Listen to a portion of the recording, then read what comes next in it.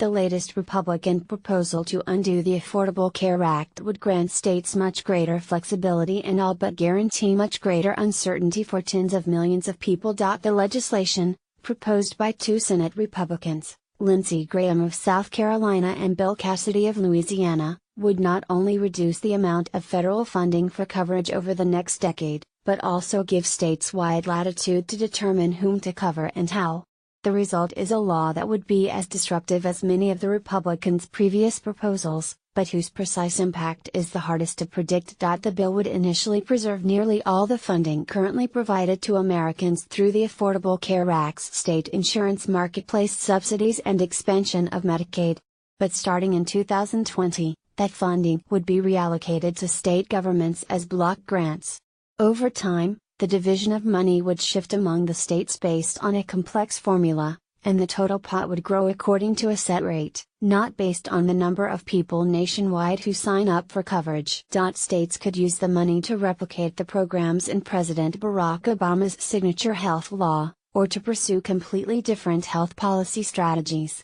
The bill lays out some standards for program goals, but gives states broad discretion to use the funds in a variety of ways.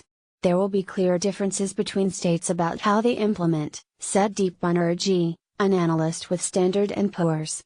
It will create quite a bit of uncertainty over the next few years. The bill is structured as a sort of slow-motion repeal of the health law's main coverage programs.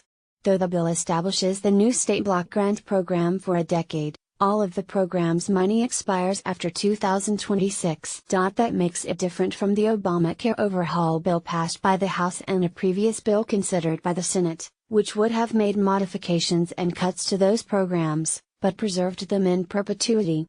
The expiration of the health law's programs alone would probably mean that about 23 million fewer Americans would have health coverage, if compared with current law, according to an estimate the Congressional Budget Office made in regard to a previous repeal bill. In the meantime, analysts say, the individual insurance markets could face enormous changes.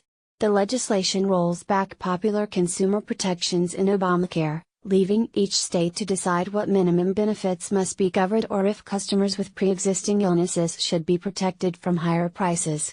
Not every state would drop these provisions, but several might.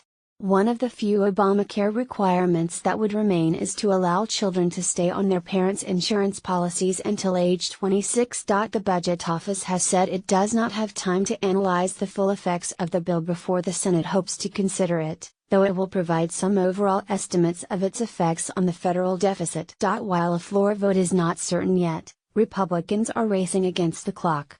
They're considering the bill under special budget rules that allow them to pass it with a simple majority of votes in the Senate. That opportunity expires when the fiscal year ends at the end of September 30. The legislation also does little to stabilize the individual market from now until when the states would have to administer new health programs in 2020. Insurers are sharply raising their prices for 2018 because lawmakers have not committed to funding the so-called cost-sharing subsidies that help insurers reduce deductibles and co-payments for low-income customers.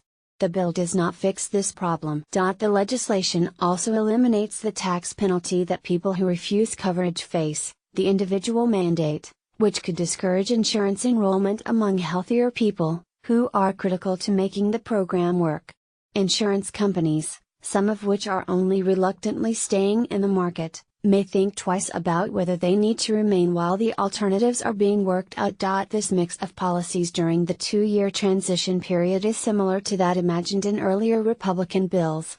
The Budget Office said that such an environment would cause insurance prices to spike by 20% and about 15 million fewer Americans to have health coverage in 2019. The block grant formula would affect who is covered, by shifting money to states with the greatest number of low-income residents and away from states that have tried to provide more of their middle-income citizens with insurance. A recent analysis from the left-leaning Center on Budget and Policy Priorities found that, by 2026, blue states with low numbers of uninsured residents, including New York and Massachusetts, would experience substantial reductions in federal funding.